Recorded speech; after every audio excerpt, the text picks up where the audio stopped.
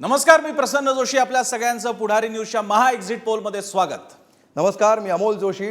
आजच्या महा एक्झिट पोलमध्ये इथून पुढचे 6 तास म्हणजे रात्री 11 वाजेपर्यंत आपण एक्झिट पोल बघणार आहोत, महाराष्ट्राचे आणि देशाचे सुद्धा, आणि विशेष म्हणजे प्रत्येक महाराष्ट्रातल्या जागेचे सुद्धा. एक अशी निवडणूक की जी निवडणूक फक्त विधानसभेवर नाही तर आणखी मोठा काळ एक मोठा इतिहास घडवू शकते.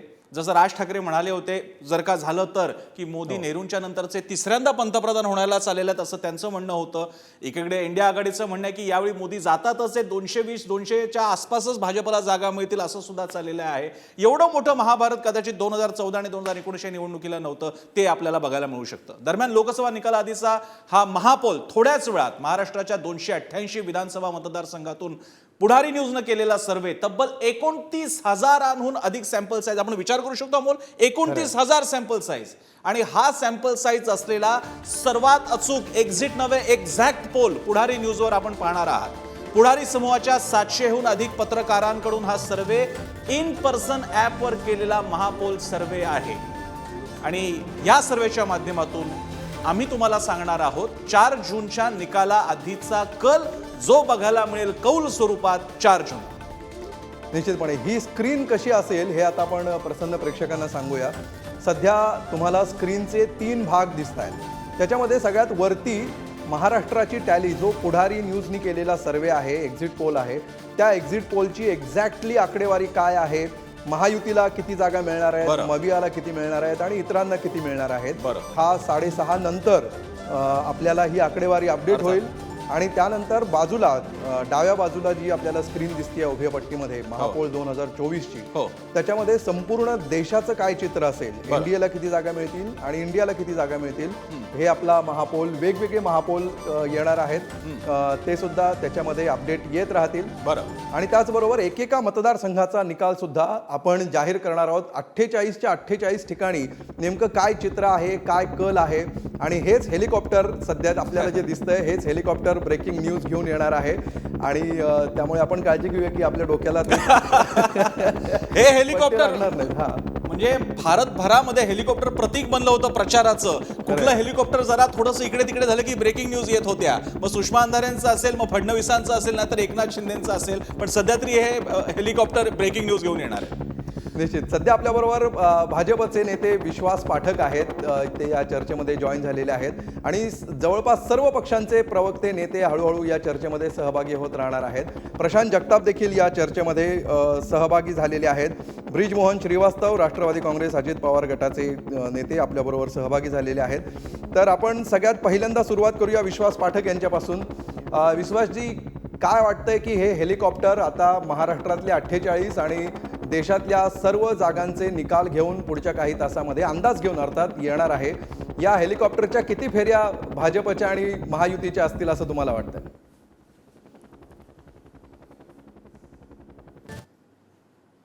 भारतीय जनता पक्षाच्या दृष्टीने अतिशय महत्वाचं होतं. कारण माननीय नरेंद्र मोदीजींना आम्हाला तिसऱ्यांदा प्रधानमंत्री तर करायचं होतंच, मात्र आम्ही स्वतःची स्पर्धा आणि जे काही टार्गेट घेतो ते देखील आम्हाला अचीव करायचं होतं. 2014ला आपल्याला आठवत असेल की 272 जागा लोकसभेमध्ये सरकार बनवण्यासाठी लागतात. आम्हाला स्वतःच्या बळावर 284 मिळाल्या. त्यानंतर आम्हाला 2019 मध्ये 303 मिळाल्या. तर भारतीय जनता पक्ष असं आहे की हा स्वतःचं टार्गेट सेट करतो आणि त्या दृष्टीने प्रयत्न करतो संघटनात्मक दृष्ट्या. यावेळेचं आमचं टार्गेट आहे 370चं.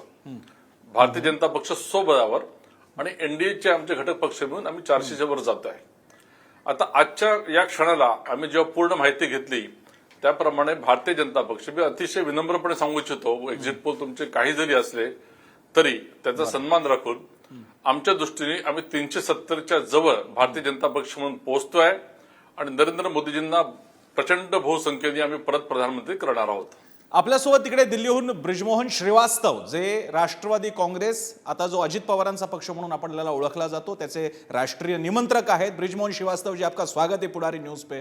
सबसे पहला सीधा सा सिंपल सा सवाल, क्या अपेक्षाएं हैं? हालांकि आपकी एक खास करके देखें तो एक रीजनल पार्टी है, प्रादेशिक पार्टी, लेकिन फिर भी अजित पवार जी के लिए खुद की एक लिटमस टेस्ट होगी जिसके बलबूते पे 2024 के विधानसभा चुनाव में भी कितनी सीट्स मिलेगी उसका शायद एक इक्वेशन बनेगा. क्या मानना है आपका? देखिए, सबसे पहले तो मैं आपको बधाई देना चाहता हूं कि आपने इतना लंबा सर्वे पुडारी के लिए किया है और आपके जो दर्शक हैं और आपके जो धन्यवाद। रीडर्स हैं उनके लिए किया है। मैं इसके लिए आपको बधाई देना चाहता हूं। Thank you. जहाँ तक बात हम लोगों की अपेक्षा की है, तो हम लोगों की अपेक्षा इस मामले में बहुत ही स्पष्ट है। पहले दिन से हम लोगों ने इस बात का ध्यान रखा कि महाराष्ट्र की 48 सीटों पे जो लोकसभा के चुनाव हो रहे हैं वहाँ एनडीए के प्रत्याशी चुनाव जीते।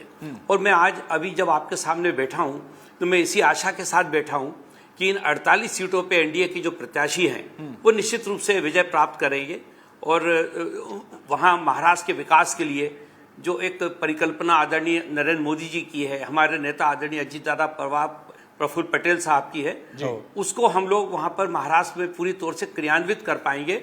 इस आशा के साथ मुझे लगता है कि ये चुनाव का परिणाम हम लोगों को मिलेगा, क्योंकि प्रदेश की जो जनता है वो भी इस बात को महसूस करती है कि अभी जो महाराष्ट्र में वर्तमान जो नेतृत्व है आदरणीय अजीत दादा पवार, एकनाथ शिंदे साहब, फडणवीस साहब का, ये वो नेतृत्व है जो सचमुच महाराष्ट्र को ऊंचाइयों पे ले जा सकता है। निश्चितपणे प्रशांत जगतापजी आपल्या बरोबर आहेत, राष्ट्रवादी काँग्रेस शरद पवार गटाचे नेते। प्रशांतजी, तुमची ओपनिंग कॉमेंट, एक्झिट पोल तर थोड्या वेळात येतीलच, नेमके काय आकडे आहेत ते समोर येतीलच, मात्र आता निवडणुका झालेल्या आहेत, कुठल्याही तुमच्या वक्तव्याचा किंवा कुठल्याही वक्तव्याचा आता काही परिणाम होणार नाहीये। आता न्यूट्रली बघताना तुम्हाला काय अंदाज दिसतोय?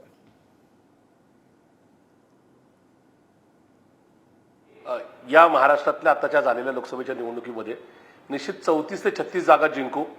याच्यामध्ये माननीय उद्धवजी ठाकरे साहेबांची शिवसेना ही साधारणतः 14 ते 16 जागा जिंकेल असं आम्हाला वाटतं। आमचा स्वतःचा पक्ष साधारणतः 9 जागेच्या आसपास जाईल याची खात्री आम्हाला आहे आणि त्याचबरोबर काँग्रेस सुद्धा साधारणतः 12 ते 13चा स्कोर करून आम्ही 34 ते 36 जागा जिंकू। त्याच्यामागची कारणं खूप सारी आहेत। ज्या पद्धतीने नरेंद्रजी मोदी आणि अमितजी शाह यांनी पक्ष कुटुंब फोडण्याचे प्रयत्न केले, प्रयत्न करण्यापेक्षा ते फोडले, महाराष्ट्राची राजकीय संस्कृती बिघडवण्याचा प्रयत्न केला, त्याचा संताप हा नागरिकांच्या मतदारांच्या चेहऱ्यावर मनामध्ये आम्हाला दिसला। तो मतदान यंत्रामध्ये सुद्धा या ठिकाणी मतातून त्या ठिकाणी प्रकट झालेला आहे। त्यामुळे मला खात्री आहे की आम्ही 34 ते 36 जागा जिंकून महाराष्ट्रात महायुतीचा सुपडा साफ करणार आहोत। निश्चित। प्रशांतजी, आता जसं तुम्ही म्हणालात की हा एक राग होता, कुटुंब फोडल्याचा, पक्ष फोडल्याचा राग होता, तर प्रचाराच्या अगदी पहिल्या टप्प्यापासून प्रसन्न अगदी आता शेवटच्या टप्प्यापर्यंत अनेक मुद्दे गाजले खूप। तर या निवडणुकीमध्ये नेमके कुठले कुठले मुद्दे प्रचाराच्या केंद्रस्थानी राहिले ते आधी आपण बघूया ग्राफिक्सच्या माध्यमातून। प्रचारात गाजलेले टॉप 10 मुद्दे: 400 पार, संविधान, मोदी विरुद्ध पवार, मोदी विरुद्ध ठाकरे, मराठी विरुद्ध गुजराती, मराठा ओबीसी आरक्षण, कलम 370, वारसा कर, पंतप्रधान म्हणाले की मला थेट देवाचं वरदान आहे, त्यानंतर काँग्रेस तुमची म्हैस, एक म्हैस तुमच्याकडनं घेईल आणि दुसऱ्यांना देईल, मुसलमानांना देईल, मंगळसूत्र, त्याच्यानंतर सुप्रिया श्रीनेत यांचं कंगना राणावतला उद्देशून मंडी में क्या भाव चल रहा है, अशी अनेक विधानं। म्हणजे चर्चेचा आणि प्रचाराचा वेगवेगळे स्तर पाहायला मिळाले। हिमालयाचा स्तर सुद्धा पाहायला मिळाला आणि एकदम दक्षिणेकडचा कल पाहायला मिळाला, म्हणजे दक्षिण या अर्थानं, डाऊन या अर्थानं, दक्षिण देशाशी, दक्षिण प्रदेशाशी आपलं काही म्हणणं नाहीये, पण सगळ्या प्रकारचा कल बघायला मिळाला, सगळ्या प्रकारची भाषा बघायला मिळाली।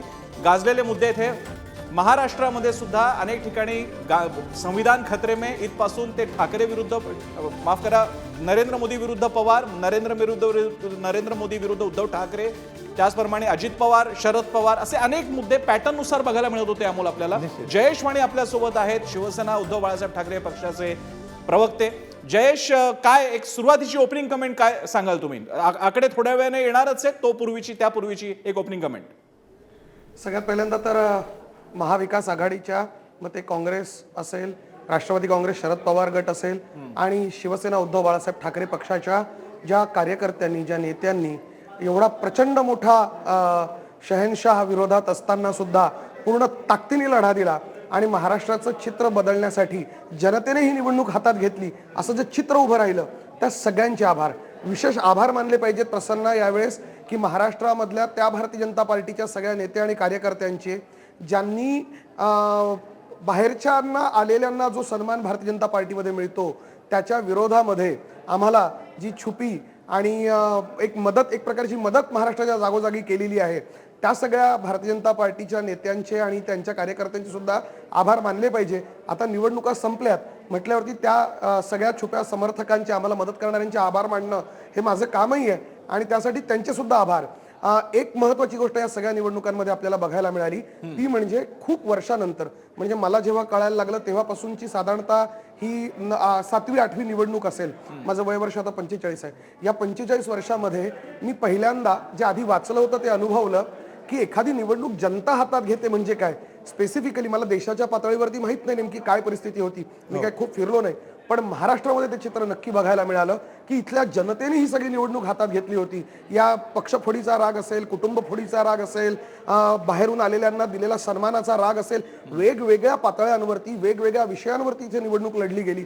आणि सगळ्यात महत्त्वाचं म्हणजे प्रसन्न, या पूर्ण निवडणुकीमध्ये भारतीय जनता पार्टी ज्या पद्धतीने 2014 आणि 2019 मध्ये एक केंद्रीय म्हणजे सेंट्रलाइज असं एक नरेटिव्ह सेट करण्यात यशस्वी झाली होती, तशी या निवडणुकीमध्ये कुठेही ती दिसली नाही, निष्प्रभ दिसली. आणि शेवटच्या 2 टप्प्यांमध्ये तर आपण गंमत बघितली की गरीब महिलांना दर वर्षाला 1 लाख रुपये असतील किंवा अग्निवीरची योजना रद्द करण्यासारखी हे असेल किंवा 25 लाख नोकऱ्यांची भरती असेल केंद्रीय सरकारमध्ये, हे मुद्दे लोकांपर्यंत पोहोचू नये म्हणून ज्या पद्धतीने नरेंद्र मोदी साहेबांनी वेगवेगळी विधानं केली, हास्यास्पद विधानं केली आणि ह्या सगळ्या निवडणुकीचा फोकस डायव्हर्ट करण्याचा प्रयत्न केला, त्यावरून अत्यंत स्पष्ट झालेलं आहे की जयजी याच मुद्द्याला जोडून एक उपप्रश्न असा आहे की भाजपच्या कार्यकर्त्यांनी छुपी मदत केली, त्यांचे आम्ही आभार मानतो, असा जो मुद्दा तुम्ही मांडलात त्याला जोडून असा प्रश्न आहे की सगळ्यात जास्त टॉप 10 मुद्द्यांमध्ये जर कुठला मुद्दा असेल तर तो भाजपचा 400 पारचा नारा होता.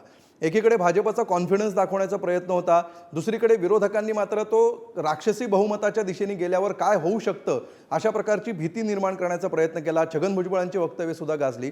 तर हा 400 पारचा नारा विरोधकांच्या कितपत फायद्याचा ठरला असं तुम्हाला वाटतं? पण कितपत ठरला यापेक्षा भारतीय जनता पार्टी उघड झाली आहे, राष्ट्रीय स्वयंसेवक संघ उघडा पडलेला आहे.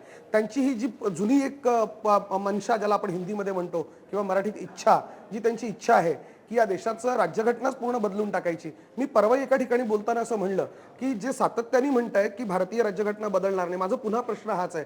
1 जुलैपासून या देशाचे 3 कायदे IPC, CRPC आणि एव्हिडन्स ऍक्ट बदलणार आहे. राष्ट्रपतींनी त्याच्यावरती सही केलेली आहे. हळूहळू सगळंच बदलत करायचं. घटना बदल आणि घटनेमध्ये संशोधन हे 2 वेगळे मुद्दे. राज्यघटना बदलण्याकडे भारतीय जनता पार्टीने ज्या दिशेने हा सगळा प्रवास केला त्याचं उत्तर जनतेने दिलेलं आहे आणि येणाऱ्या विधानसभेमध्येही देईल. ठीक आहे, आपल्यासोबत पुढारी न्यूजचे वरिष्ठ कार्यकारी संपादक तुळशीदास भोईटे सुद्धा आहेत. भोईटेजी, एक तुमची ओपनिंग, तुमचा रिमार्क काय असेल? आपण पुढारी न्यूजने सुरुवातीपासून विविध कार्यक्रमाकडे लोकांचा जनमत सुद्धा आजमावायचा आपण प्रयत्न केला आणि आता ती घटिका 4 जूनची आलेली आहे, 3 दिवसावरती आलेली आहे आणि आज आपण कल सुद्धा सांगणार आहोत. कौल 4 जूनला दिसेल. तुम्ही एक संपादक म्हणून बघत असताना काय काय फेजेस तुम्हाला जाणवल्या आणि काय तुमची निरीक्षण आहे? सर्वात महत्त्वाचं म्हणजे पुढारी न्यूजचा किंवा पुढारी समूहाचा कोणताही एक्झिट पोल असो किंवा ओपिनियन पोल असो, आपली सॅम्पल साईज प्रसन्न ही नेहमीच मोठी असते. बरोबर. केवळ काही शीतं निवडायचे आणि त्यावरून भाताची परीक्षा केली आहे असं आव्हानाचं ते धोरण पुढारीचं नसतं. त्यामुळे स्वाभाविकच एक मोठा सॅम्पल साईज घेऊन आपण लोकांसमोर आलेलो आहोत.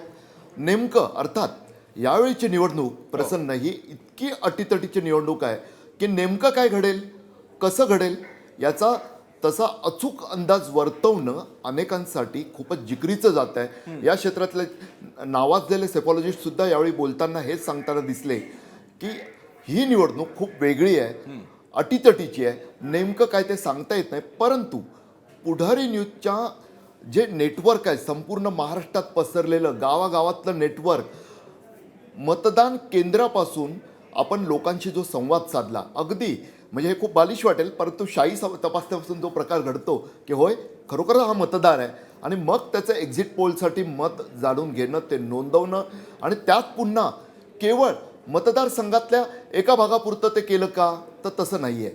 तर संपूर्ण मतदारसंघाच्या एकंदरीतच मतदार रचनेचा अभ्यास करून त्या मतदारसंघात फिरून त्या मतदारसंघातल्या प्रत्येक स्तरातील प्रत्येक भाषिक किंवा धार्मिक समूहातील मतदारांचं मत जाणून घेऊन हा सर्वे झालेला आहे, एक्झिट पोल झालेला आहे आणि त्यानंतर आता आपण लोकांसमोर जाणार आहोत. अर्थातच हा सर्वे अनेक बाबतीत वेगळा यासाठी सुद्धा आहे, किंवा सॅम्पल साईजसाठी नाही आहे, तर आपण लोकांना हे सुद्धा सांगणार आहोत की पहा या जागा कशा किती अटीतटीच्या आहेत. त्यामुळे उगाच असं आव्हान न की नाही आम्ही सांगतो तेच योग्य आहे, बरं. तसं नाहीये.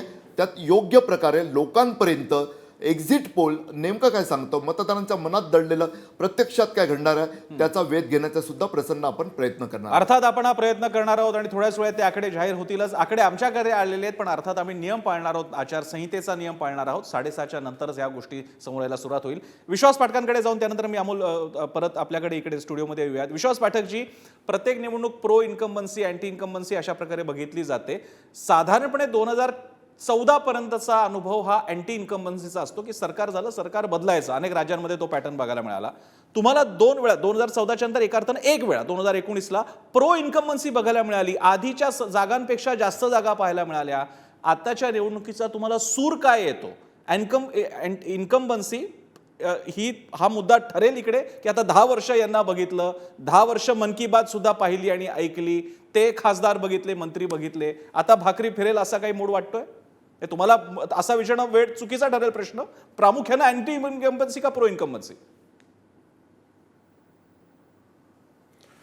प्रसन्नजी, खरं तर 2014 पर्यंत आपण प्रो इन्कम्बन्सी हा शब्द फार कमी ऐकला होता.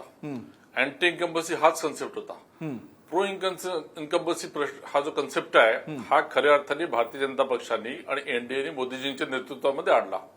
कारण 2019 मध्ये ज्या प्रकारे निर्णय झालेले होते, म्हणजे जीएसटी असो, नोटबंदी असो, किंवा अनेक निर्णय होते, असं काही वातावरण तयार करण्यात आलं होतं देशामध्ये की जसं काही मोदीजी सगळ्या गोष्टींवर फेल झाले, त्यांचे निर्णय चुकले आणि ते आता हारणार. त्या केसमध्ये आम्ही प्रो इन्कम्बन्सी म्हणून 283 वरून 303 जागांवर आम्ही आमची टॅली वाढवलेली होती. आता देखील आम्ही जेव्हा 370 म्हणतोय तर हे प्रो इन्कम्बन्सीच्या आधारावर आहे. ते करताना आम्ही काही ऍडजस्टमेंट करतो. तिथे विनेबिलिटी हा एक महत्वाचा मुद्दा असतो. जिथून एखादी व्यक्ती निवडून येणार नाही असं वाटलं तर आम्ही बदलायला मागे पुढे बघत नाही. मध्य प्रदेशच्या इलेक्शनमध्ये देखील तुम्ही बघितलं असाल की अनेक केंद्रीय मंत्री हे मध्य प्रदेशमध्ये आले होते आणि मध्य प्रदेशमध्ये अँटी इन्कम्बन्सी असं जे चित्र निर्माण झालं, तुम्ही उमेदवार बदलायला मागे पुढे बघत नाही हे अगदी मी 100% खात्री आमच्यातर्फे सुद्धा देतो. तुम्ही आपल्या मित्रपक्षांचे सुद्धा उमेदवार बदलायला मागे पुढे बघत नाहीत. हे खरंच आहे, तुमचं म्हणणं 100% मान्य आहे. तर मध्य प्रदेशमध्ये देखील आम्ही ज्या प्रकारे त्या सो कॉल्ड अँटी इन्कम्बन्सीवर आम्ही हे केलं, मात केली आणि प्रो इन्कम्बन्सीमध्ये कन्व्हर्ट केली, त्याचप्रमाणे आज आम्ही 370च्या जवळ पोहोचतोय. त्याचं कारण असं आहे की प्रो इन्कम्बन्सी केव्हा निर्माण होते की एखादं काम हाती घेतल्यानंतर ते पुढे कसं नेलं जात आहे. जर रस्त्यांचं जाळं जर विणल्या जात असेल तर ते अजून मोठ्या प्रमाणामध्ये कसं विणल्या जाईल. रेल्वेच्या जाळं विणत असताना नवीन नवीन रेल्वे कशा निर्माण होतील, टॉयलेटची संख्या कशी वाढवता येईल, विजेची जी उपलब्धता आहे किंवा घराघरात न देण्याची जी हे आहे, या सगळ्या गोष्टी करून आम्ही आमचा स्वतःचा 34 कोटी असा एक लाभार्थ्यांचा वर्ग निर्माण केलेला आहे. म्हणजे अनेक योजनांच्या माध्यमातून 34 कोटी लोकांना मोदीजींच्या माध्यमातून, आमच्या सरकारच्या माध्यमातून लाभ झालेला आहे. बरं. आणि हा खरा आमचा वोटर बेस आहे. हे करताना संघटनात्मक दृष्ट्या आम्ही प्रत्येक मतदारसंघामध्ये 50%च्या वर मत कसं मिळेल. तुम्हाला आजच सांगतो की 4 तारखेला जे निर्णय येणार आहेत 250च्या वर आमच्या लोकसभेच्या अशा जागा राहणार आहेत की जिथे आम्हाला 50%च्या वर मत मिळालेलं आहे. तर आमची ही जी संघटनात्मक ताकद आहे, ज्या प्रकारे आम्ही बूथ लेवलला कामं करतो, हे सगळं तुम्हाला 4 तारखेला दिसणार आहे. आणि आम्ही जवळजवळ 370 पर्यंत पोहोचतोय. ही काळ्या दगडावरची रेष आहे. 370 पर्यंत तुम्ही पोहोचता असा विश्वास आहे. आपल्याबरोबर मनीषा कायंदे देखील आता जॉईन झालेल्या आहेत, शिंदेच्या शिवसेनेच्या प्रवक्त्या. मनीषाजी, प्रत्येकाने आपली पहिली कमेंट दिलेली आहे. या काही मिनिटांमध्ये, पुढच्या काही मिनिटांमध्ये आपल्याला पूर्ण आकडे समोर यायला सुरुवात होणार आहे. देशाचे असतील, महाराष्ट्राचे असतील. त्यापूर्वी आता मतदानाचा शेवटचा टप्पा पार पडत असताना तुम्हाला महाराष्ट्रातलं चित्र काय दिसतंय आणि देशातलं चित्र काय दिसतंय? देशातलं चित्र आणि महाराष्ट्राचं चित्र आम्हाला अतिशय सकारात्मक आणि लोकांनी विकासाला पुन्हा एकदा साथ दिलेली आहे हे समजतंय. कारण मी पूर्ण विदर्भामध्ये अनेक ग्रामीण भागांमध्ये गेले, शहरातही मुंबईमध्ये पण अनेक ठिकाणी प्रचाराला गेले असताना हे लक्षात आलं की लोकांनी एक ठरवलंय की त्यांना पुन्हा एकदा तिसऱ्यांदा माननीय नरेंद्र मोदी हेच त्यांना देशाचे पंतप्रधान म्हणून बघायला आवडतील. आणि मोदींच्या विषयी जे प्रेम आहे, आदर आहे, ते दिवसेंदिवस वाढत चाललंय. अर्थात प्रत्येक देशाला त्यांच्या त्यांच्या समस्या असतात, परंतु ज्या पद्धतीने मोदींनी एक एक एजेंडा गेल्या 10 वर्षामध्ये तो गाठलेला आहे आणि केवळ देशाच्या अस्मितेचे विषय नाही, केवळ राम मंदिर असेल, केवळ 370 कलम हटवणं असेल किंवा ट्रिपल तलाक असेल, एवढंच नव्हे तर घराघरामध्ये गॅस पोचवणं, पाणी पोचवणं, घरकुल योजना असेल, अशा असंख्य योजना माननीय मोदीजींनी केलेल्या आहेत. आणि नॉर्थ ईस्टमध्ये केलेलं काम खास करून म्हणजे रस्त्यांचं जाळं जे पूर्णपणे विणलेलं आहे देशामध्ये आणि ते दिवसेंदिवस वाढतच चाललंय. म्हणजे रस्ते करण्याचं स्पीड जो आहे तो गेल्या 10 वर्षात इतका होता तो कधी गेल्या 60 वर्षात या देशात आपण पाहिला नाही. आणि त्यामुळे महाराष्ट्रात देखील अतिशय सकारात्मक मनीषाजी चित्र थोडंसं आहे. थांबवतोय. एक ब्रेकिंग बातमी येते आम्हाला दिल्लीहून येते, त्यासाठी तेवढ्यापुरता मी थांबवतोय. मोठी बातमी आहे, इंडिया आघाडीच्या बैठकीनंतर विजयाचा विश्वास व्यक्त करण्यात आलेला आहे. इंडिया आघाडीच्या सगळ्या प्रमुख नेत्यांची आज बैठक झाली आणि त्यामध्ये लोकसभा निवडणुकीत इंडिया आघाडीला 295 जागा मिळतील असा दावा खरगे यांनी केलेला आहे. काँग्रेसचे अध्यक्ष आणि इंडिया आघाडीचे निमंत्रक सुद्धा. प्रशांत जगताप यांच्याकडे आता आपण जाऊया. प्रशांतजी, ज्या प्रकारे मुद्दे प्रचाराचे आपण बघितले, ज्या ग्राफिक्सच्या माध्यमातून सुद्धा बघितले, अनेक मुद्दे गंभीर होते, अनेक वैयक्तिक टीका करणारे होते, अनेक मुद्दे पोलरायझेशनकडे घेऊन जाणारे होते, तर बरेचसे मुद्दे हास्यास्पद देखील होते. या सगळ्याचा काय नेमका परिणाम मतदारांच्या विचारसरणीवर झाला असावा असं तुम्हाला वाटतंय, ज्याचं रिफ्लेक्शन आता निकालामध्ये येणार आहे?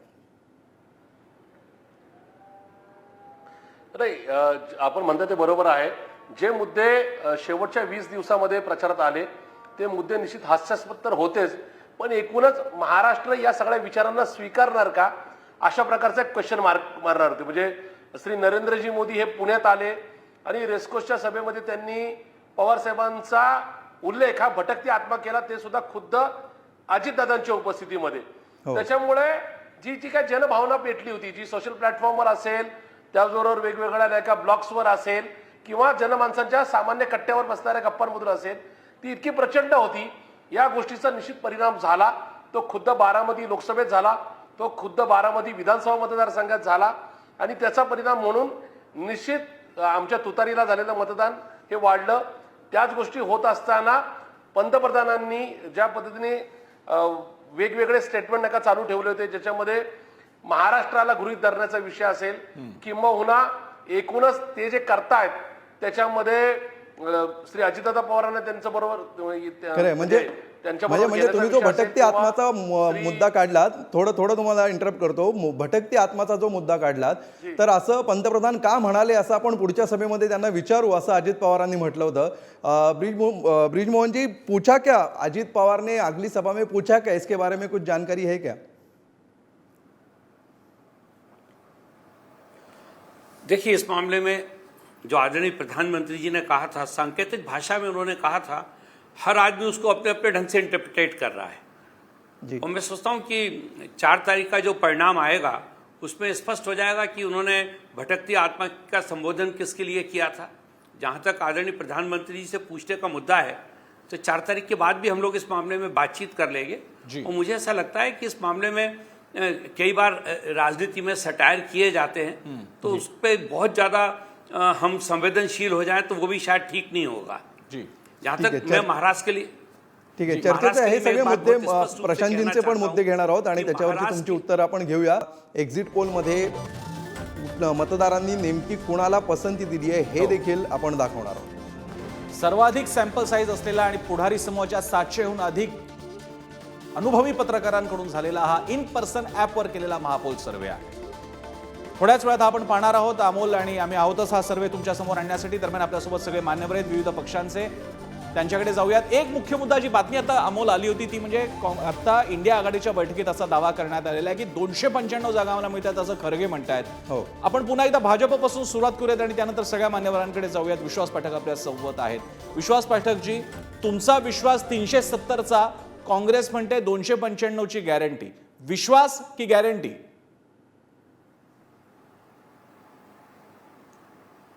खरगे साहेबांना शुभेच्छा देतो, अभिनंदन करतो. 295 जर त्यांच्या जागा येत असतील तर. याचा दुसरा अर्थ देखील असा होतो की त्यांनी यावेळेस खरोखरच ईव्हीएम मशीनला स्वीकारलेलं दिसत आहे. 295 जागा येतात आहे म्हणजे त्यांनी त्यांच्या प्रतिनिधींच्या माध्यमातून चेक केलं असतं की ईव्हीएम मशीन बरोबर आहेत की नाही. आता मात्र 4 तारखेला जेव्हा आमच्या 370 जागा येतील तेव्हा यांनी कृपया करून ईव्हीएम मशीनला शिव्या देऊ नये, एवढीच आम्हाला त्यांच्याकडे अपेक्षा आहे. मला असं वाटतं की जेव्हा आम्ही 370 जागा कशा येतील सांगतो तेव्हा आम्ही हेच सांगतो की 303 या आमच्या जागा आहेच. त्याच्यानंतर बंगालमध्ये आम्ही आमची टॅली वाढवतोय, केरळ आणि तामिळनाडूमध्ये आम्ही आमचा प्रवेश करतोय, आंध्रामध्ये आमची टॅली वाढवतोय. आमचा कुठेतरी एक बेस असतो. तुम्ही जसं 29,000चा सॅम्पल सर्व्हे करून काहीतरी बेस घेऊन बोलताय, तसं काँग्रेसनी 295 येणार कुठून, कोणत्या राज्यात देतील ते कधीच बोलले नाही. काय झालं की फ्रॉम डे 1 आम्ही म्हटलं की आमच्या 400 जागा येणार. काँग्रेसने एवढं स्वीकारलं की 400 तुमच्या 400 खाली येणार. 272 कधी ते बोललेच नाही. आज अचानक त्यांचा 295चा जो काही फिगर आला, त्यांना 4 तारखेपर्यंत शुभेच्छा, लख लाभ. ठीक आहे, जयेश वाणींकडून आपण ह्याच्यावर प्रतिक्रिया घेऊ आणि मग मतदानाकडे आपण आकडेवारीकडे वळणार आहोत. जयेश वाणी, प्रश्न असा आहे जो पाठकांनी उपस्थित केला की बेस काय आहे या कॉन्फिडन्स मागे? ज्या पद्धतीचं देशामध्ये आता वातावरण आहे, ज्या पद्धतीत देशाने आता ठरवलेलं आहे, देशाचा मूड बदललेला आहे. तुमच्या आता सॅम्पल साईज जी काय तुमची असेल ती आपण त्याच्यावरती बोलणारच आहोत.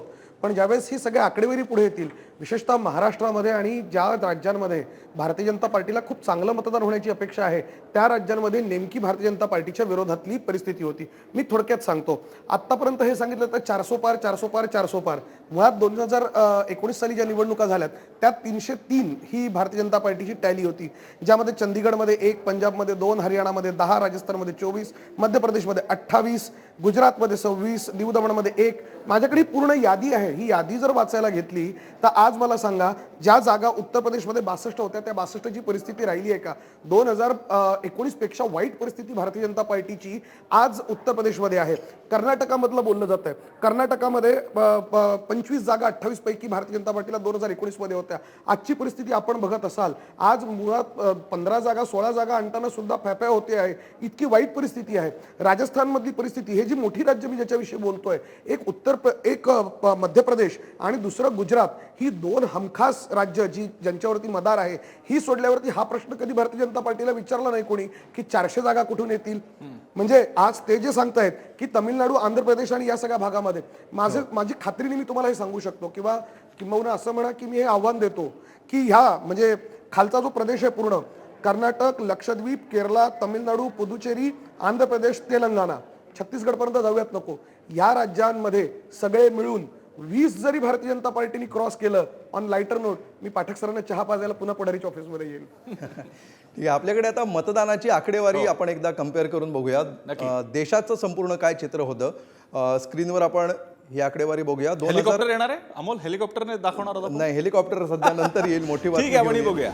2019 साली 67.11% मतदान नोंदवलं गेलेलं होतं आणि 2024 मध्ये पहिल्या 6 टप्प्यांचं मिळून 65.54% एवढं मतदान नोंदवलं गेलेलं आहे. आता आज जे मतदान आहे त्याचे आकडे याच्यामध्ये अपडेट केलेले नाहीत, त्यामुळे साहजिकपणे 2019 पेक्षा 2024चा हा आकडा वाढेल अर्थात, असं सध्या आपण हमखासपणे म्हणू शकतो. खरं. राजकीय विश्लेषक रोहित चंदावरकर आपल्याबरोबर या चर्चेमध्ये सहभागी होत आहेत. रोहितजी, स्वागत. तुमची ओपनिंग कमेंट आणि त्याचबरोबर हे जे वोटिंग पर्सेंट दिसतंय या अनुषंगाने काय प्रोजेक्शन असू शकतं? रोहित चंदावरकरशी यांच्याशी आपला संपर्क होतोच आहे. थोड्या वेळासाठी तो संपर्क तुटलेला आहे. आपण जाऊयात पुन्हा एकदा श्रीवास्तव यांच्याकडे दिल्लीला. राष्ट्रवादी काँग्रेस, अजित पवारांच्या राष्ट्रवादीचे ते मुख्य प्रवक्ते आणि निमंत्रक आहेत. श्रीवास्तव जी, हमें बताइए, 295 की दावा कर रहे हैं कांग्रेस, खरगे जी दावा कर रहे हैं, तो मतलब सत्ता ही आ गई ऐसा उनका दावा है. आपका क्या कहना है, आपका क्या मानना है? मैं सोचता हूं उनको दावा करने की पहले पुडारी का जो सर्वे है उसको देख लेना चाहिए था, क्योंकि जो हम लोग हैं, हमारा भी दावा है कि हम एनडीए फिर से सरकार बनाएगी जी, और जो आदरणीय नरेंद्र मोदी जी ने आह्वान किया था 400 पार, तो मुझे लगता है हम लोग भी दावा कर रहे हैं कि हमारे जो सांसद जीत के आ रहे हैं वो 400 से ज्यादा जीत के आ रहे हैं.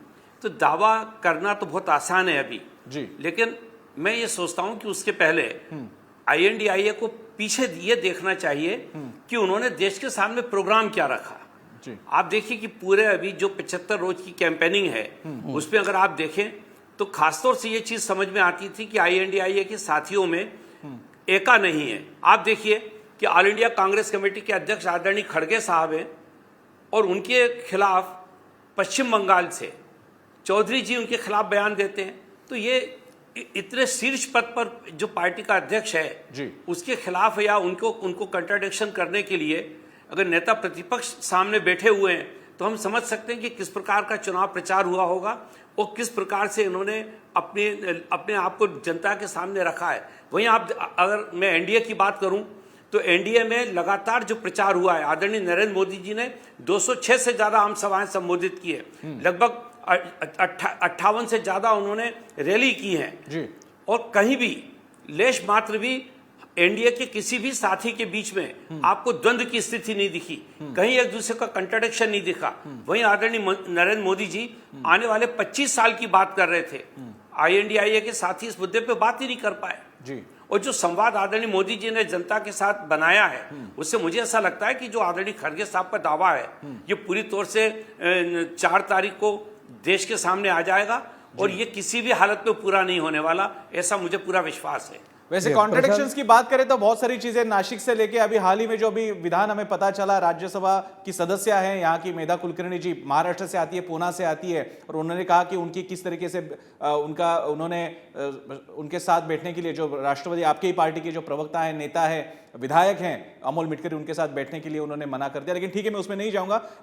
अपडेट आ रही है उसके लिए अमोल कुडे। अमोल, निश्चित प्रशांत जगतापांकडे आपण पुन्हा एकदा जाऊया।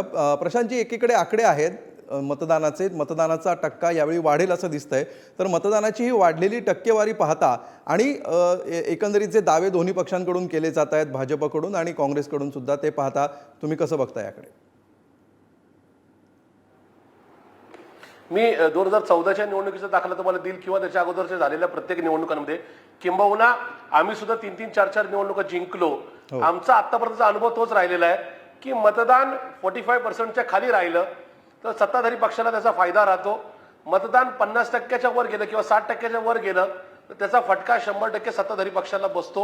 हा अनुभव आजपर्यंत घेतलेला आहे। त्याच्यामुळं आज ते म्हणजे मागच्या 6व्या टप्प्यापर्यंतचं ते 65% मतदान आणि आजचं नका एकूणच त्याच्यामध्ये बेरीज केली तर साधारणतः 70-72% मतदानाची ती आकडेवारी टक्केवारी जाईल। आणि मला खात्री आहे की वाढलेली टक्केवारी ज्याच्यातूनच एकूणच भारतातल्या महाराष्ट्रातल्या लोकांचा भ्रमनिरास झालेला आहे। ही मंडळी मोठ्या संख्येने मतदान केंद्रावर पोहोचली आणि त्यांनी सरकारच्या विरोधामध्ये मतदान केलेलं आहे आणि त्याचा प्रतिबिंब हे निश्चित 4 तारखेच्या निकालामध्ये उमटलेलं तुम्हाला दिसेल। निश्चित, म्हणजे महाराष्ट्रातलं पण आपण स्वतंत्र बघणार आहोत, रिजन वाईज नेमकं हे मतदान कसं झालंय आणि काय फरक पडलाय। मात्र त्यापूर्वी मनीषा कायंदेजी, तुम्हाला काय वाटतं, ज्या प्रकारे मतदानाचा टक्का वाढलेला आहे आणि या वाढलेल्या टक्क्याचा ज्या प्रकारे अर्थ लावला जातो तो सध्या अँटी इन्कम्बन्सीच्या दिशेने जाणार आहे असं जगतापांच्या एकंदरीत नॅरेशनमधून कळतंय, तुम्हाला काय वाटतं?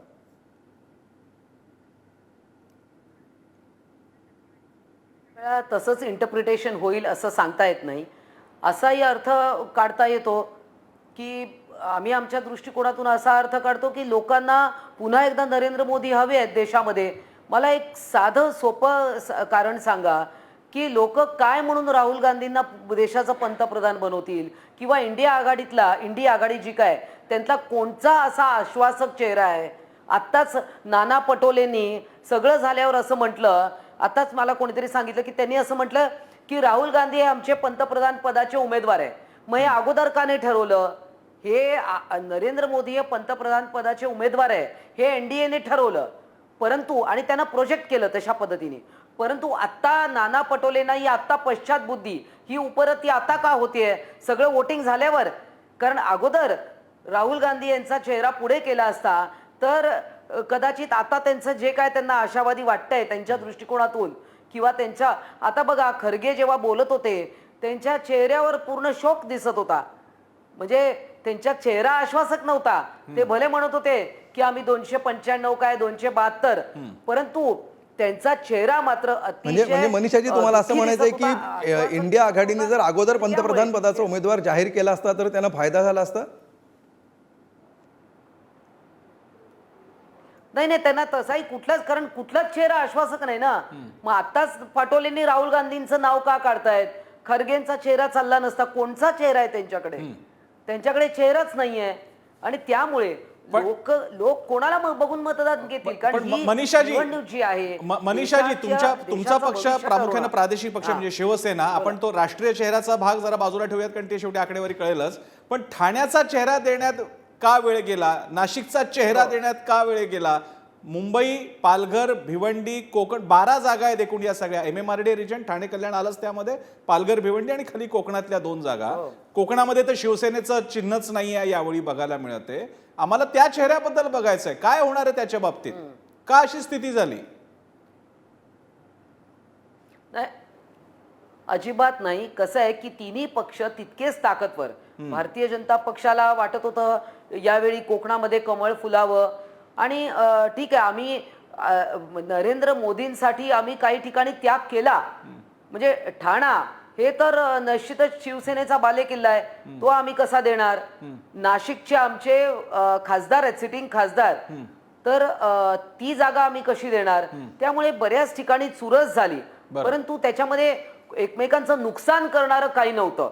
एकदा सीट डिक्लेअर झाल्यानंतर सगळ्यांनी एकोप्याने काम केलं. ठीक आहे, यानंतर आपण आता महाराष्ट्राकडे बघूया. महाराष्ट्रामधली आकडेवारी काय आहे बघूया. मागच्या 2019च्या लोकसभा निवडणुकीमध्ये महाराष्ट्रामध्ये किती टक्के मतदान नोंदवलं गेलं होतं आणि यावेळी किती नोंदवलंय याची आकडेवारी स्क्रीनवर आपण बघू शकाल.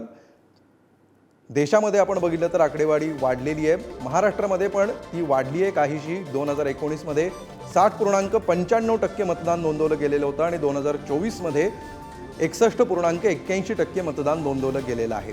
आणि हे पूर्ण आकडेवारी आहेत, कारण 5व्या टप्प्यात महाराष्ट्रातलं मतदान संपलेलं आहे, त्यामुळे ह्याच्यामध्ये काही ॲड होणार नाही आहे. 60.95 आणि 61.81 म्हणजे अगदी साधारण 1 ते 1.5 ते 2% फरक यावेळी आहे. मात्र मतदान वाढलेलं आहे असं सध्या दिसतं आहे. जयेश वाणी, महाराष्ट्रातले चित्र बघून आणि मतदानाची ही जो काही फरक दिसतोय, कसं रिफ्लेक्शन त्याचं येऊ शकतं? 2019 मध्ये आपण सांगितलं तसं 1.81 इतकं जे मतदान वाढलेलं आहे. 2019 मध्ये 5,35,65,479 एवढं मतदान झालं होतं, तर यावेळेस 5,70,68,68 इतकं एकूण मतदान महाराष्ट्रामध्ये झालेलं आहे. जे वाढलेलं मतदान आहे ते अत्यंत स्वाभाविक आहे. हे मतदान लोकांनी, मी जसं पहिल्यांदाच माझी ओपनिंग कमेंट करताना म्हटलं की ही अख्खी निवडणूक जी आहे ती लोकांनी हातात घेतली. लोकांचा जो राग होता या सगळ्या महाराष्ट्रातल्या राजकीय परिस्थितीचा, कुटुंब फोडण्याचा, पक्ष फोडण्याच्या, या सगळ्या परिस्थितीचा जो राग होता तो आपल्याला बघायला मिळेल. महत्त्वाचं म्हणजे ग्रामीण भागामध्ये ज्याचा उल्लेख मनीषा कायंदे मॅडमनी सुद्धा केला की त्या विदर्भात फिरल्यात. खरं तर त्यांनी काय अनुभव घेतला, आम्ही राजकारण्यांनी थोडंसं ना हातचं राखून यासाठी बोलायला पाहिजे, कारण आमच्यापर्यंत येणारी माहिती ही नेहमी फिल्टर असते. कार्यकर्ते आजूबाजूला असतात, कार्यकर्ते सांगतात साहेब लागला झेंडा, मॅडम लागला, आपला फडकला, आपला उमेदवार आला. तर असं काही खरं तर नसतं. मराठवाड्यामध्ये आणि विदर्भामध्ये खास करून शेतकऱ्यांचे जे प्रश्न होते ते अत्यंत क्लिष्ट होते, ते मोठ्या प्रमाणामध्ये पुढे आलेले आहे. ही जी वाढलेली टक्केवारी आहे हा लोकांचा राग आणि लोकांचा संताप दाखवणारी आहे की ज्या पद्धतीने, अगदी साधं उदाहरण आहे, मी मुद्द्यांवरती बोलतो, ते BRIJMOHN सर जे आहेत दिल्लीवरनं बसलेले, मी काही त्यांच्यासारखं हवेत गोळीबार 25 ठार करणार नाही, पण मला फक्त एवढंच सांगायचं आहे की महाराष्ट्रामध्ये कांदा उत्पादकांचं जे निर्यात बंदी उठवण्याची घोषणा झाली होती, आज मी पुढारी चॅनलच्या माध्यमातून विचारतो, महाराष्ट्रातल्या कांद्याची निर्यात बंदी उठवली गेली आहे का? यातला सत्ताधाऱ्यांपैकी कोणी उत्तर देऊ शकेल का? अशीच गोष्ट 2 महिन्यापूर्वी साधारणतः मार्च महिन्यात झाली होती. त्यावेळेस आत्ताचे जे कृषी मंत्री आहे महाराष्ट्राचे, ते जाऊन दिल्लीमध्ये अमित शहांबरोबर फोटो काढून आले होते. कांद्याची निर्यात बंदी उठली म्हटलं, पेपरला, वर्तमानपत्रात बातम्या आल्या आणि पुढे काहीच झालं नाही. हा जो सगळा राग आहे, महाराष्ट्रातले उद्योग सतत परराज्यात जात आहेत, या सगळ्यांचा जो राग आहे, म्हणजे एक गोष्ट मला अगदी अर्धा मिनिट मी अधिकचा घेतोय. आपण ज्यावेळेस एक हे सगळं डिबेट सुरू होताना आपण एक मुद्दा मांडला की यावेळेसचे कुठले कुठले मुद्दे चर्चेमध्ये होते, त्याच्यामध्ये आपण मराठी विरुद्ध गुजराती असा एक मुद्दा मांडायचा प्रयत्न केला. पण हा मुद्दा मराठी विरुद्ध गुजराती नाहीये, हा महाराष्ट्र विरुद्ध गुजरात असा होता. कारण की महाराष्ट्रातले उद्योग पळवले गेले तर ते उद्योग काय फक्त मराठी मुलांचेच पळवले गेले का? गुजराती मुलांना सुद्धा तिथे नोकऱ्या लागल्या असत्या, उत्तर भारतीयांनाही लागल्या असत्या, दक्षिण भारतीयांनाही लागल्या असत्यात, दलितांना, मुसलमानांनाही लागल्या असत्यात. नोकऱ्या सगळ्यांच्या गेल्या आहेत. त्यामुळे ही लढाई कधीही मराठी विरुद्ध गुजराती नव्हती, ही लढाई महाराष्ट्र विरुद्ध गुजरात होती. ही लढाई महाराष्ट्राचा स्वाभिमान विरुद्ध दिल्लीची गुलामगिरी अशी होती. आणि मला खात्री आहे हे वाढलेलं जे मतदान आहे हे गुलामगिरीच्या विरोधातलं मतदान आहे आणि हे महाराष्ट्राच्या स्वाभिमानाचं. आपण जगतापांकडे जाऊयात, कारण आपल्याला वेळ सगळ्यांकडे द्यायचा. गेस्ट पण येत आहेत. रोहित चंदावरकरांशी आपण सारखा संपर्क साधतोय, पण त्याची फ्रेम नेमकी आम्हाला मिळत नाही, अन्यथा त्यांच्याकडे सुद्धा आपल्याला जायचं आहे, त्यामुळे त्यांनी समजून घ्यावं. जगतापांकडे जाऊयात. जगतापजी, आपण आता मतदानाच्या टक्केवारीबद्दल बोलतोय, महाराष्ट्राबद्दल बोलतोय. 2 गोष्टींपासून मी हा मुद्दा सुरू करणार आहे. एक, बारामती, पश्चिम महाराष्ट्र, जो राष्ट्रवादीचा अस्सल हार्ट केंद्र मानलं जातं, बॅशन मानलं जातं, मग उर्वरित महाराष्ट्र आला त्यामध्ये. कशा प्रकारे बघताय तुम्ही? यावेळी तर चित्र हेही बघायला मिळालं की शेवटी बारामतीचा प्रचार तर भावनिक पातळीला जाताना बघायला मिळाला, आणि बाकीच्या सगळ्या गोष्टी काय सांगा? नाही, आम्ही बारामती जिंकतोय, आम्ही शिरूर लोकसभा जिंकतोय, आम्ही म्हाडा सुद्धा जिंकतोय. ह्या निवडणुका जिंकत असताना मी सांगितलं की पंतप्रधानांच्या नका शेवटच्या 15 दिवसातलं स्टेटमेंट हा एक भाग होता. शेवटी पुणे जिल्हा, पश्चिम महाराष्ट्र किंवा समस्त महाराष्ट्र हा पवार साहेबांना मानणारा भावनिक दृष्ट्या त्यांच्याशी जोडला गेलेला आहे. पण त्याच्यापेक्षा धमाल झाली ती महायुतीतले राज्य स्तरावरच्या नेत्यांची. बरं. यांनी ज्या पद्धतीचे स्टेटमेंट देत गेले, म्हणजे त्याच्यामध्ये मान्य देवेंद्रजी फडणवीस असतील, मान्य एकनाथजी शिंदे असतील किंवा स्वतः खुद्द अजितदादा पवार असतील, म्हणजे मी तुम्हाला सांगू इच्छितो, तुम्ही जे म्हणताय की भावनात्मक नका टोकावर नाही का बारामतीची निवडणूक गेली, तेवढा पुरता विषय राहिला नाही. स्वतः अजितदादा पवार जे त्या समस्त पक्षाचे राष्ट्रीय अध्यक्ष म्हणून घेतात, त्या दादांचे जे स्टेटमेंट चुकले त्याच्यामुळे काही ठिकाणच्या निवडणुका आमच्या सोप्या गेल्या. म्हणजे शिरूर लोकसभेची निवडणूक ज्याच्यामध्ये अजितदादांनी सातत्याने डॉक्टर अमोल कोल्हे साहेबांना टार्गेट करण्याचा प्रयत्न केला. मी अरेतुरीची भाषा वापरली, अमोल कसा निवडून येतो मी ते बघतो, त्याला यावेळेस पाडल्याशिवाय राहणारच नाही. त्याच्यामुळे त्या निवडणुका एकूण ज्या पद्धतीने नागरिकांनी सिरियसली घेतल्या, कारण की नागरिकांना कधीच कुठल्याही राजकीय पक्षाने किंवा नेत्यांनी गृहीत धरायचं नसतं आणि त्याचबरोबर पोलाइटली त्यांच्यासमोर आपलं काम मांडून मतदान मागायचं असं. तीच गोष्ट बारामतीत घडली. पवार साहेबांना मागची 11 महिन्यांचे दादांनी टार्गेट केलं. त्या टार्गेट करण्याच्या नादामध्ये दादा हे विसरले की या लोकसभा मतदारसंघाचं प्रतिनिधित्व खुद्द 25 वर्ष शरद पवार साहेबांनी केलेलं आहे. इथे माणसं पक्षीय दृष्ट्या, संघटनात्मक आणि त्याचबरोबर भावनात्मक दृष्ट्या शरद पवार साहेबांशी जोडले गेलेले. तशीच निवडणूक ही माढ्यामध्ये झाली. माढ्यामध्ये सुद्धा पवार साहेबांनी 5 वर्ष प्रतिनिधित्व केले आणि मला असं वाटतं की पश्चिम महाराष्ट्रामध्ये आम्ही 3 जागा लढवल्या, ते 4 जागा लढवल्या. त्या 4ही जागा आम्ही जिंकू. सातारा, माढा, बारामती आणि शिरूर या 4ही जागा आम्ही नक्की जिंकू. मग या दोघांनीही जे मुद्दे मांडलेले आहेत ते घेऊन विश्वास पाठक यांच्याकडे काही वेळ आपण जाऊया. विश्वासजी, वेगळा प्रश्न विचारण्याची गरज नाही आहे. जयेश वाणी आणि आत्ता दोन्ही पक्षांनी जे मुद्दे उपस्थित केलेत त्याच्यावर तुमचं उत्तर. नाही, त्यांचे मुद्दे त्यांच्या पद्धतीने बरोबर आहेत. आमच्या दृष्टीने यावेळेस आमची जी एनडीएची आघाडी महाराष्ट्रामध्ये महायुती होती, त्याच्यामध्ये भारतीय जनता पार्टी, नंतर दोन्ही ओरिजिनल पार्टीज एनसीपी आणि शिवसेना असे तिघं होतं.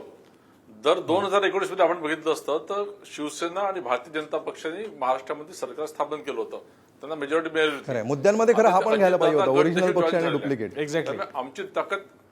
येस विश्वासजी, प्लीज कंटिन्यू.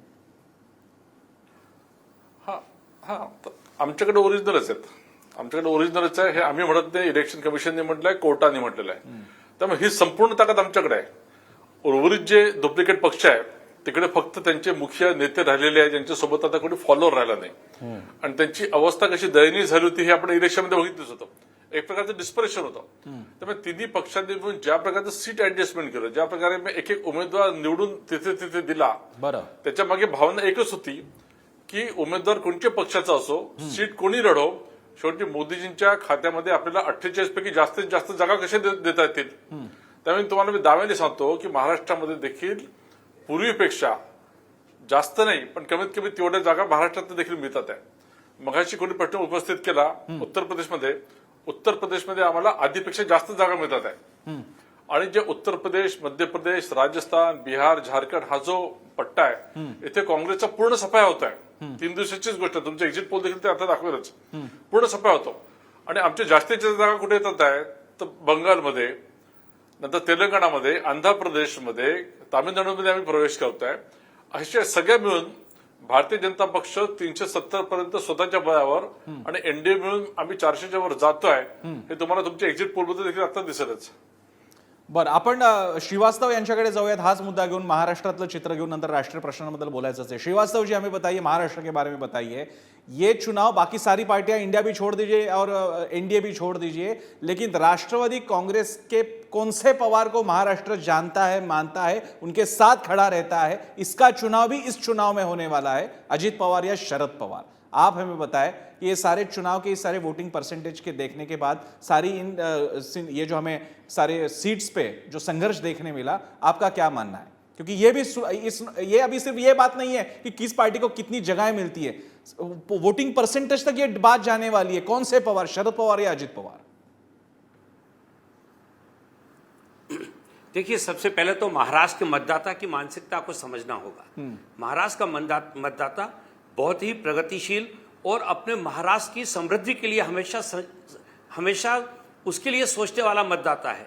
जब वो मतदाता दोनों के बीच में देखता है तो उनको लगता है कि महाराष्ट्र का भविष्य और महाराष्ट्र की प्रगति आदरणीय अजीत दादा पवार के नेतृत्व वाली राष्ट्रवादी कांग्रेस पार्टी में है। और मुझे ऐसा लगता है कि इस मौके पर महाराष्ट्र के मतदाताओं ने महाराष्ट्र की प्रगति के लिए और महाराष्ट्र की समृद्धि के लिए वोट दिया है, और उसमें उनको पूरा विश्वास है कि ये मत अजीत दादा पवार के माध्यम से ही महाराष्ट्र की समृद्धि आ सकती है। क्योंकि हम लोग जिस नेता के साथ काम कर रहे हैं, हमारी जो ड्राइविंग फोर्स है वो आदरणीय नरेंद्र मोदी के रूप में, वो पूरा देश इस बात को जानता है कि उनका जो विजन है वो एक प्रगतिशील विजन है। और सबसे बड़ी बात यह कि ये जो कहा जा रहा है कि महाराष्ट्र मराठी और गुजराती वाली बात, मैं इससे असहमत हूँ। आदरणीय नरेंद्र मोदी जी ने जब उन्होंने जन्म लिया है तो उन्होंने ग्रेटर बॉम्बे में जन्म लिया था, जिस समय की जिसमें महाराष्ट्र और गुजरात दोनों थे। तो उनसे ज्यादा महाराष्ट्र के हितों की रक्षा करने वाला आदमी मुझे कोई और दूसरा नहीं लगता। तो मुझे ऐसा लगता है कि आदरणीय शरद पवार जी को सम्मान है, मैं भी उनको सम्मान करता हूं, महाराष्ट्र में उनका सम्मान है। लेकिन जब महाराष्ट्र का मतदाता महाराष्ट्र की प्रगति के लिए बात सोचता है, जब महाराष्ट्र की जनता अपने नौजवानों के भविष्य की बात सोचेगा, तो उनको ज्यादा अजित पवार ही बेहतर लगेंगे और उन्हीं के साथ उनका मतदान जाएगा। मला वाटतं जयेश वाणी हात वर करतायत, त्यांना काही याच्यावर बोलायचं आहे. जयेश, MOHNच्या जे आहेत त्यांच्यामधून काहीतरी एक मिस्टेक झालेली आहे, थोडी फॅक्च्युअल दुरुस्ती करतो. नरेंद्र मोदींचा जन्म ग्रेटर बॉम्बे मधला नाही. एक ते महाराष्ट्रावरती बोलत असताना पहिली गोष्ट ही, हा बॉम्बे नाही, हे मुंबई आहे, हे त्यांनी लक्षात घ्यावं. नरेंद्र मोदींचा जन्म गुजरात मधला आहे, एवढं फक्त. बरं, बेसिकली मोदींच्या म्हणण्यानुसार त्यांचा जन्मच नाही आहे, त्यांना तर परमात्माने पाठवलंय. पण हा विषय जरी आपण बाजूला ठेवला तरी त्यांचा जन्म मुंबईचा नाही, म्हणजे फॅक्च्युअली इनकरेक्ट असू नये एवढंच अपेक्षा. ठीक आहे, हे करेक्शन्स आपण इथून पुढे देखील करत राहणार आहोत आणि आकड्यांमध्ये देखील आता करेक्शन होतील. वर टॅली जी दिसतीये 6:30 नंतर ती पण अपडेट होईल. आकडे सुद्धा भरणार आहेत खरं.